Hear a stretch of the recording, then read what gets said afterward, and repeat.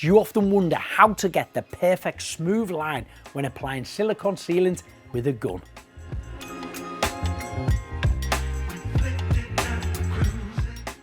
Now, you may have seen a professional do this, or just noticed the fact that a cured, perfectly finished bead of sealant looks really neat and tidy. Well, this is achieved by what's known as tooling off.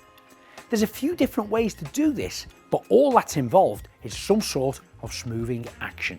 The most important thing to remember, whatever method you use or whatever materials you're using, whether it's a silicone, polyurethane or a polymer of some sort, you must use a barrier so that the choice of tool will not stick or drag to the applied silicone in the joint. This is done by spraying the joint and the tool with a soapy liquid such as a dedicated tool solution. But what's often used by professionals is just washing up liquid and water. I quite often use 3C silicone wipes. Then with a certain tool suited for the joint size, such as a plastic block, shaped stick, or even your finger, is then moved slowly but surely over the bead to give the desired finish. Any excessive residue can be carefully scraped from the surface to leave a smooth, even line of sealant prior to it curing.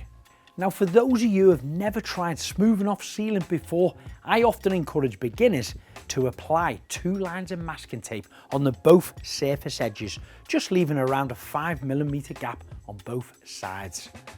Apply your silicone using your gun, then using a smoothing tool or your finger, try to strike a consistent line until you're satisfied with the finish.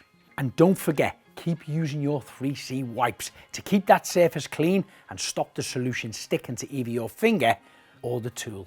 I hope that's answered your question, but if you've got any more, please comment below.